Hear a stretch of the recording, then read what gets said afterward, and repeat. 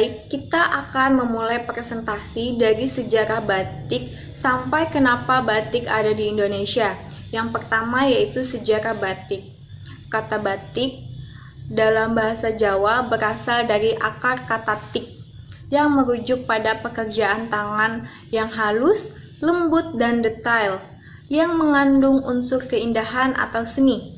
Kata tik juga merujuk pada proses pembuatan corak kain dengan menitikkan malam atau lilin dengan alat bernama canting, sehingga membentuk corak yang terdiri atas susunan titikan dan goresan.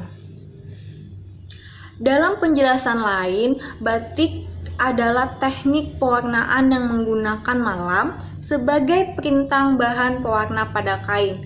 Mengacu pada motif dan pola, batik merupakan kain atau busana yang dibuat dengan teknik dan memiliki motif-motif tertentu yang khas. Sebagai salah satu kota tempat berkembangnya batik di Indonesia, pemakaian batik di Yogyakarta sudah menjadi bagian dari budaya. Sudah sejak lama, batik masuk ke sendi-sendi kehidupan di Yogyakarta. Di dalam lingkungan keraton, batik menjadi bagian dari kelengkapan busana, baik busana sehari-hari maupun upacara adat. Di luar itu, batik juga biasa dipakai sebagai kain gendongan, baik menggendong bayi maupun menggendong barang. Seiring perkembangannya zaman, modernisasi dan pertambahannya waktu tidak lalu mengubah fungsinya. Hingga sekarang, pemakaian batik malah semakin berkembang. Yang dulu masih terpaku pada ranah tata busana, kini merambah ke dekorasi dan bahkan investasi. Materi yang kedua yaitu bagaimana batik di Indonesia. Keberadaan batik khas Yogyakarta sendiri tidak terlepas dari sejarah berdirinya kebangkitan Kerajaan Mataram Islam yang dibangun oleh penambahan Senopati. Selama perjuangan mendirikan Mataram, penambahan Senopati sering betapa melakukan pengembaraan dan melakukan spiritual di sepanjang pesisir selatan Pulau Jawa. Konon katanya, Lansengkap dan pemandangan tempat tersebut dihiasi oleh deburan ombak menghantam barisan tebing atau dinding karang. Telah mengilhaminya menciptakan pola batik parang. Motif ini menjadi salah satu yang khas dari busana Mataram. Pada tahun 1755, perjanjian Giyanti memecah bagi Kesultanan Mataram menjadi dua, yaitu Kesultanan Surakarta dan Kesultanan Yogyakarta. Seluruh harta kerajaan yang ada, termasuk warisan budaya, dibagi kedua wilayah tersebut, khususnya kelengkapan busana Karaton Mataram, termasuk batik seutuhnya menjadi milik Karaton Yogyakarta. Kekhasan ini masih dipertahankan hingga sekarang, baik motif maupun warnanya. Corak batik yang didominasikan warna tanah ini kemudian menjadi cikal bakal batik khas Yogyakarta. Baiklah, selanjutnya akan disampaikan oleh teman saya. Nah, teman-teman, selanjutnya kita akan membahas mengenai jenis-jenis batik yang ada di Jogja. Sebenarnya banyak sekali jenis-jenis batik yang ada di Jogja, tapi pada kelompok kami akan menjelaskan hanya ada 6, dan 3 akan dijelaskan oleh saya, dan 3 lainnya akan dijelaskan oleh teman kelompok saya, itu Wulan. Langsung saja, batik yang pertama yang akan saya jelaskan adalah motif batik Sidomukti. Sebenarnya motif batik Sidomukti termasuk ke dalam salah satu jenis batik keraton yang biasanya dibuat dari zat pewarna sogalan. Sidomukti sendiri berasal dari kata sido yang berarti jadi dan kata mukti yang berarti mulia dan sejahtera. Jadi ketika digabungkan, Sidomukti akan memiliki arti menjadi mulia dan sejahtera. Nah, selanjutnya teman-teman, kita akan membahas mengenai kegunaan dari batik Sidomukti ini. Biasanya, motif batik Sidomukti digunakan dalam upacara perkawinan adat Jawa, yakni digunakan pada tahap siraman, kerikan, ijab, dan panggih. Nah, pada unsur motif batik Sidomukti kebanyakan menggunakan unsur gurda. Sedangkan untuk filosofi sendiri bagi batik Sidomukti itu mengandung harapan untuk mencapai kebahagiaan lahir dan batin. Diharapkan pemakaiannya selalu dalam kecukupan dan kebahagiaan. Baru selanjutnya, motif batik yang berawal Sido secara keseluruhan mengandung harapan agar keinginan dapat tercapai. Selanjutnya, untuk jenis batik yang kedua, yaitu batik Parangkusumo. Pada kain batik khas Yogyakarta dengan motif Parangkusumo ini merupakan salah satu jenis kain batik yang memiliki ragam hias utama teman-teman yang menyerupai sebuah ombak lautan yang tampak karena lelah menghantam tebing dan karang. Sedangkan kegunaan pada batik ini biasa dipakai sebagai kain saat pertukaran cincin perkawinan. Dan untuk unsur motif yang kebanyakan digunakan menggunakan unsur Jeparang dan Melincon.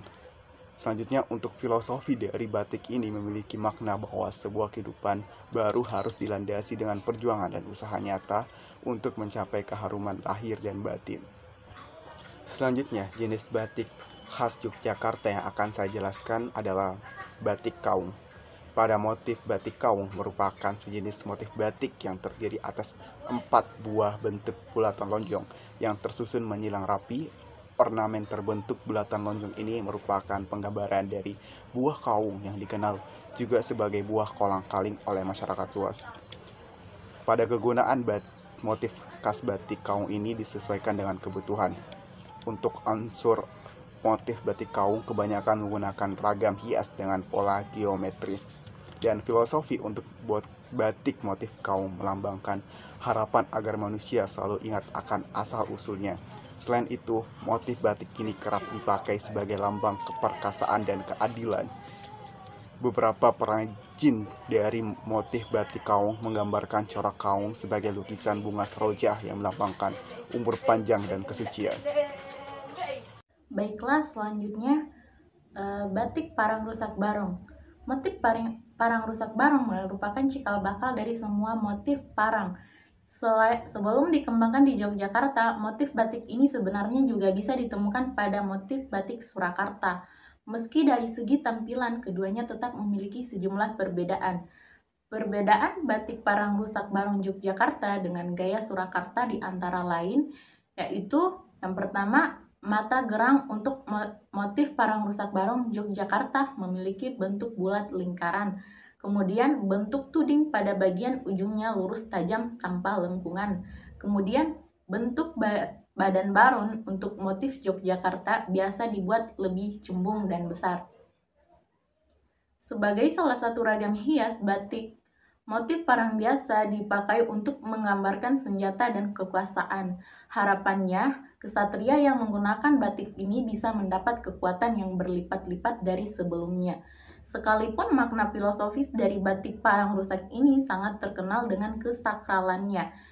Sebab ada sebuah mitos yang menyatakan bahwa batik Parang Rusak ini kurang baik jika digunakan dalam sebuah pernikahan, karena konon akan berdampak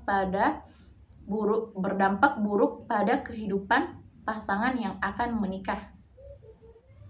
Kemudian batik Wahyu Temurun. Kain batik dengan motif Wahyu Temurun sebenarnya telah dikenal sejak tahun 1480 di wilayah Yogyakarta.